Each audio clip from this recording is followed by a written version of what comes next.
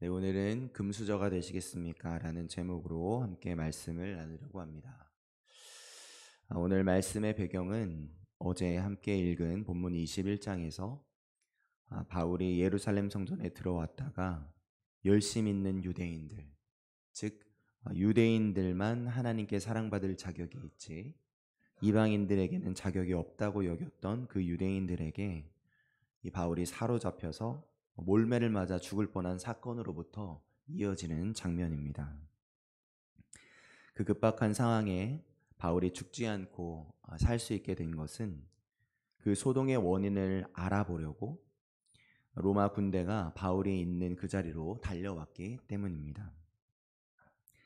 바울을 죽이려고 모인 유대 사람들이 화가 나서 다들 막 각자 소리를 지르고 있으니까 도대체 이 소동이 누구 때문에 또 무슨 일 때문에 일어난 건지 확인할 수가 없었고, 그래서 로마 군대가 그 군정들 가운데 있는 바울을 꺼내서 군대 진영으로 바울을 옮겨 데려가려는 중이었던 것이죠. 그런데 바울이 그때 어떻게 행동했을까요?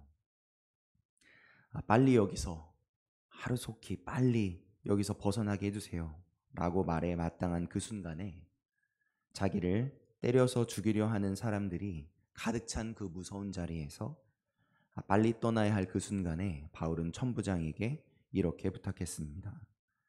오늘 본문 21장 39절 후반절에 이렇게 말합니다. 청컨대 백성에게 말하기를 허락하라. 어쩌려고 일어나 싶은 마음이 들었습니다. 저 같으면 천부장 덕분 때문에 살았습니다. 살려주셔서 정말 감사합니다. 어서 여기를 벗어나게만 해주세요 라고 말했을 것 같은데, 바울은 지금 자신을 죽이려는 사람이 가득 차 있는 곳에서 멈춰달라고, 또 자신을 때려 죽이려던 사람들에게 할 말이 있다고 말하는 겁니다. 무슨 할 말이 있었을까요? 만약 바울이 죽지 않고 살게 되어서 자기를 죽이려던 자들 약을 올리려고, 예를 들면 난 안 죽었어, 나 살았지롱, 이 나쁜 놈들 두고 보자, 이런 말을 하려고 멈추는 거였다면 이해가 되지만, 바울은 그런 말을 하려고 했던 것이 전혀 아니었습니다. 로마의 진영으로 바울을 데려가던 천부장은 유대인들에게 말할 수 있게 해달라는 이 바울의 부탁을 허락했고, 바울은 자기를 죽이려던 유대 사람들에게 드디어 말하기를 시작합니다. 유대인들이 더욱 귀를 기울일 언어 히브리어를 사용해서 말입니다. 그렇게 바울이 자신을 죽이려던 유다 사람들을 향해 서서 외치는 장면이 담겨 있는 말씀이 바로 오늘 함께 읽은 본문 22장입니다. 이어서 함께 살펴보겠습니다. 먼저 오늘 본문 3절을 함께 읽어보도록 하겠습니다. 오늘 본문 3절입니다. 나는 유대인으로 길리기아 다소에서 났고 이 성에서 자라 가말리엘의 문화에서 우리 조상들의 율법에 엄한 교훈을 받았고 오늘 너희 모든 사람처럼 하나님께 대하여 열심히 있는 자라. 아멘. 바울은 유대인이었고 히브리인 중에 히브리인이었습니다. 다시 말해서 바울은 순수한 혈통의 유대인이었습니다. 그리고 길리기아 다소 출신이라고 합니다. 당시에 다소라는 곳은 대학의 도시로 유명했던 곳이었다고 합니다. 그래서 바울은 배움과 교육이 중심이 되는 도시에 살았던 것이죠. 그뿐 아니라 바울은 가말리엘 문화에서 율법을 공부했다고 말하는데, 여기서 가말리엘은 당시 바리새인 중에서도 최고의 율법 교사였다고 합니다. 그러니까 바울은 당대 최고의 율법 교사를 자기 개인 율법과의 선생님으로 두고 있었던 사람과 같았던 것이죠. 이것만으로도 엄청난데 오늘 본문 27절, 28절을 보면 그의 출신이 정말 아무나 넘볼 수 없는 넘사벽이라는 것을 발견하게 됩니다. 오늘 본문 27절, 28절을 같이 한번 읽어보도록 하겠습니다. 천부장이 와서 바울에게 말하되 내가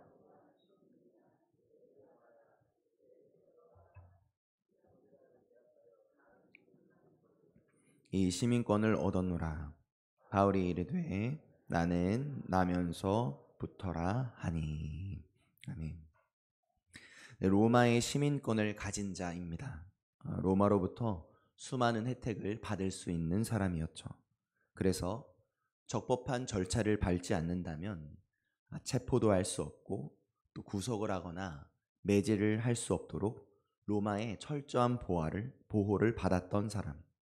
그 로마 시민권을 나면서부터 가지고 있었던 사람이 바로 바울이었습니다.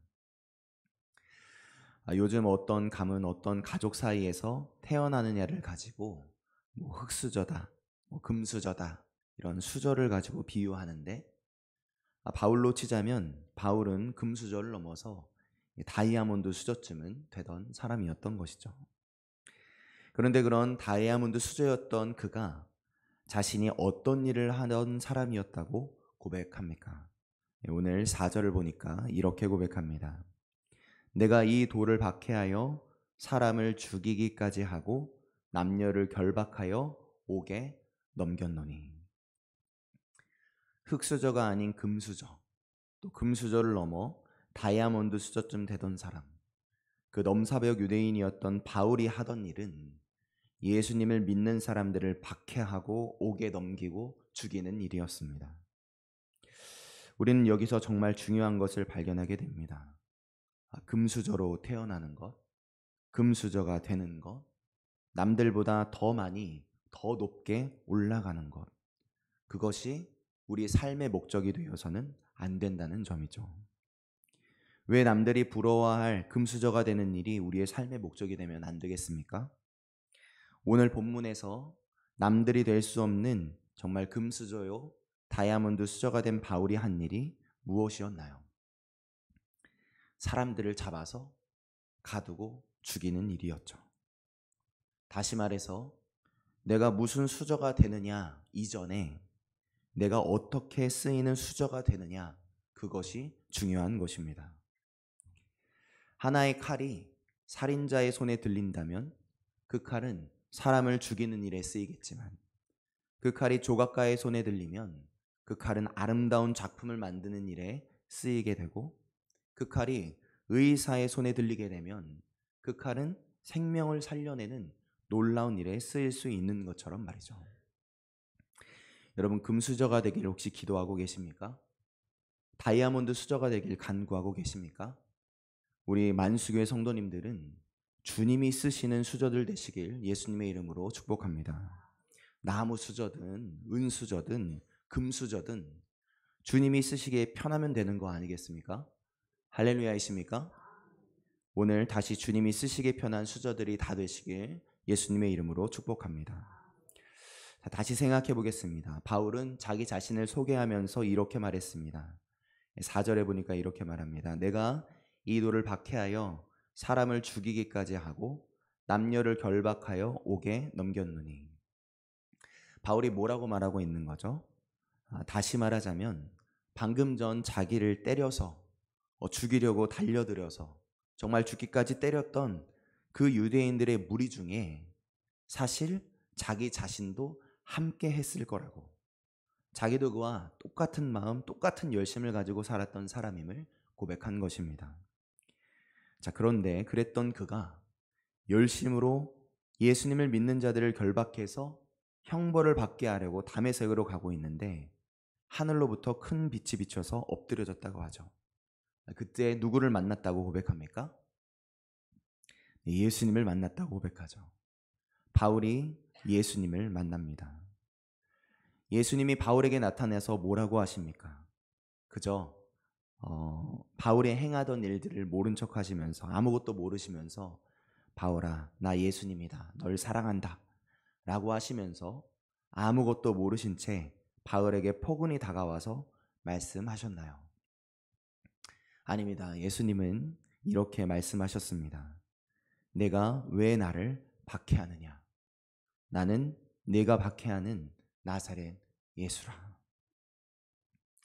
다시 말해서 바울은 지금 바울의 삶 일거수일투족을 다 지켜보셨던 예수님, 예수님을 믿는 자들을 죽이는 일에 앞장서서 달려가고 있었던 자격 없는 죄인 중에 괴수인 그 바울을 다 아시는 예수님, 바울이 박해했던 예수님, 그 모습 그대로 바울에게 다가오신 것이죠. 바울은 정말 이렇게 고백할 수밖에 없었을 겁니다. 야, 예수님이 진짜 있었구나. 여러분, 바울은 이제 끝장난 겁니다. 야, 나는 죽었다. 이제 끝장이구나. 라는 그런 의미에서 끝장이라고 말할 수 있겠지만 그것만이 아니라 바울의 고정관념과 바울의 신앙감과 바울의 스스로의 열심과 그 모든 것이 우리 예수님을 만난 이후로부터 끝장나는 순간을 만나게 된 것이죠. 이전에는 어떻게 행동했습니까? 너 예수 믿어? 묶어, 때려. 너 예수 믿어? 너는 감옥이야. 너 예수 믿어? 돌로 쳐. 그렇게 외쳤던 그의 생각과 그의 고집과 그의 신앙감과 그의 열심이 예수님을 만나는 그 순간부터 이제 산산조각이 나는 거죠. 그래서 바울은 예수님을 만나고서 이렇게 물었던 것입니다. 10절 전반절에 뭐라고 말합니까? 이렇게 고백합니다. 내가 이르되 주님 무엇을 하리까? 메시지 성경으로 보니까 10절을 이렇게 번역했습니다. 주님, 이제 제가 어떻게 해야 합니까? 여러분, 예수님을 진짜 만난 자의 모습, 예수 그리스도와 정면으로 부딪힌 사람의 태도가 바로 여기에 담겨져 있죠. 예수님을 진짜 만난 자의 모습은 어떤 모습입니까? 이전에는 내가 옳았고, 이전에는 내가 맞았고, 내 믿음이 정답이었고, 내 생각이 정답이었고, 내 신앙관이 진리였습니다. 그러니 어떻게 행동합니까?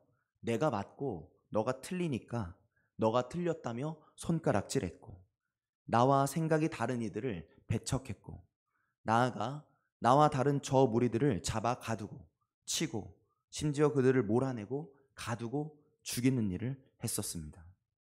그러나 예수님을 만나고 나니 어떻게 됩니까? 자신의 옳은 것, 자신의 정답이요, 자신의 진리라고 여겼던 것들이 완전히 산산조각이 나서 예수님께 뭐라고 부를 수밖에 없었습니까? 주님, 이제 제가 어떻게 해야 하나요? 주님, 이제 제가 무엇을 해야 합니까? 라고 고백하게 됩니다. 여러분, 예수님을 진짜 만난 자의 모습이 어떤 모습이신지 발견하셨나요? 그렇습니다. 예수님을 만나기 전 바울은 자신의 생각, 자신의 확신에 따라 살았습니다. 그게 바울의 삶의 이유요, 바울의 삶의 방향이요, 바울의 삶의 원동력이었죠. 그런데 예수님을 만난 이후에는 어떻게 됩니까? 자신의 생각, 자신의 확신으로 움직이는 사람이 아니라 그때부터는 예수님의 생각, 예수님이 원하시는 곳으로 움직이는 사람이 된 것입니다. 이전에는 내 생각이 중요했는데 예수님을 만나면 그게 다 부서지는 거죠. 그리고 주님께, 나의 주인이신 주님께 묻게 되는 겁니다. 주님, 이제 제가 무엇을 해야 합니까? 주님, 무엇을 원하십니까? 여러분, 예수님을 만나셨습니까? 진짜로 만나셨습니까? 그렇다면 오늘 우리의 기도가 바뀐다면 어떻게 바뀌어야겠습니까? 주님, 금수저 되게 해주세요. 주님, 제 자녀 다이아몬드 수저 되게 해주세요. 그렇게 기도해야 합니까? 그렇게 기도할 수가 없는 거죠. 주님, 제가 무엇을 하리까? 주님, 오늘 제가 무엇을 하길 원하십니까? 주님, 오늘은 제가 어떻게 살길 바라십니까? 주님, 오늘은 무엇을 위해 기도해야 하겠습니까? 주님, 오늘은 누구를 위해 기도해야 하겠습니까? 주님, 오늘은 어떤 일을 하기 원하십니까? 주님, 우리 가족들 주님의 기쁨이 되는 가족 되길 원하십니까? 그러시다면 어떻게 해야 하는지 가르쳐 주옵소서. 제가 듣겠나이다. 제가 따르겠나이다. 다시 그렇게 주님 앞에 고백하게 되시길 예수님의 이름으로 축복합니다. 말씀을 정리하겠습니다. 예수님을 진짜 만난 바울은 예수님께 물었습니다. 주님, 무엇을 하리까? 그리고 주님이 말씀해 주시죠. 일어나 다메섹으로 가라.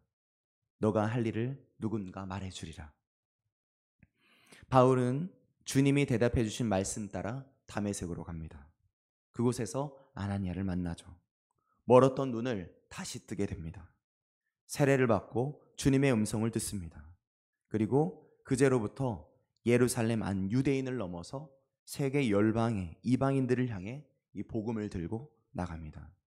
그렇게 주님의 말씀에 따른 발걸음으로 인해서 오늘날 여기 너무나 멀고 낯선 민족 대한민국, 자격 없던 이방인들인 여기 우리들에게까지 예수 그리스도의 은혜의 강물이, 생명의 강물이 흐르게 되었던 것입니다. 할렐루야이십니까? 이제 우리들의 차례입니다. 여러분, 주님을 만나셨습니까? 그렇다면 무엇을 구하시겠습니까? 무엇을 따라 오늘 살아내시겠습니까? 오늘 주님을 만난 자의 고백이, 주님을 만난 자의 순종이 우리 모두에게 있게 되시길, 그래서 바울이 이룬 놀라운 은혜의 샘물이 되는 역사가 오늘 우리 모두에게 있게 되시길 예수님의 이름으로 축복합니다. 아멘. 기도하시겠습니다.